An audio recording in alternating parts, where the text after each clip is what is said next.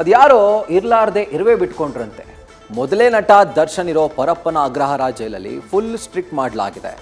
ಆದರೆ ದಾಸ ಜೈಲಲ್ಲಿದ್ರೂ ಅಭಿಮಾನಿಗಳ ಕಾಟ ಮಾತ್ರ ತಪ್ಪಿಲ್ಲ.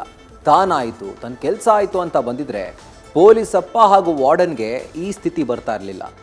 ದರ್ಶನ್ ನೋಡಲು ಹೋಗಿದ್ದೇ ಇಬ್ಬರನ್ನೂ ಸಂಕಷ್ಟಕ್ಕೆ ದೂಡಿದೆ.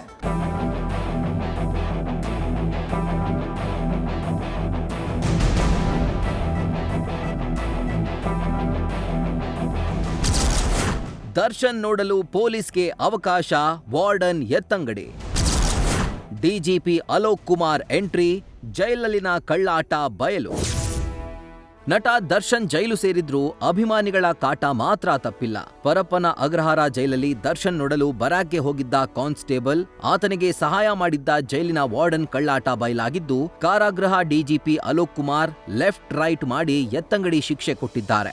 ಜೈಲಿನ ನಿಯಮ ಉಲ್ಲಂಘಿಸಿದ ವಾರ್ಡನ್ ಪ್ರಭಾಕರ್ ಚೌಹಾಣ್ ರನ್ನ ಗಡಿ ಜಿಲ್ಲೆ ಚಾಮರಾಜನಗರಕ್ಕೆ ವರ್ಗಾವಣೆ ಮಾಡಿದ್ದಾರೆ. ಇಲಾಖಾ ತನಿಖೆಗೂ ಆದೇಶಿಸಿದ್ದಾರೆ.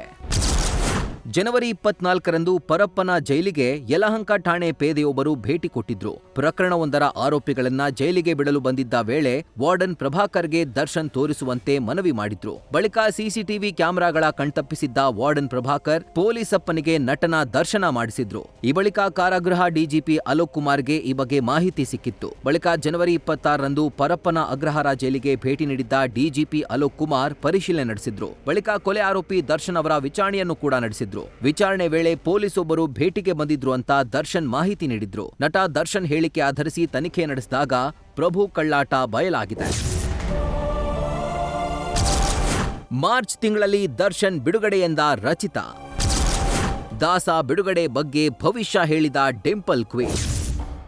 ಇನ್ನು ಮಾರ್ಚ್ ತಿಂಗಳಲ್ಲಿ ನಟ ದರ್ಶನ್ ಬಿಡುಗಡೆಯಾಗಲಿದ್ದಾರೆ ಅಂತ ಸೋಷಿಯಲ್ ಮೀಡಿಯಾಗಳಲ್ಲಿ ಹರಿದಾಡ್ತಾ ಇದೆ. ಈ ಕುರಿತು ಪ್ರತಿಕ್ರಿಯಿಸಿರೋ ನಟಿ ರಚಿತಾ ರಾಮ್, ದರ್ಶನ್ ಸರ್ ಮಾರ್ಚ್ ತಿಂಗಳಲ್ಲಿ ಬಿಡುಗಡೆಯಾಗುವ ಸಾಧ್ಯತೆ ಇದೆ, ನಾವು ಕೂಡ ಕಾಯ್ತಾ ಇದ್ದೀವಿ ಅಂತ ಖುಷಿ ಹಂಚಿಕೊಂಡಿದ್ದಾರೆ.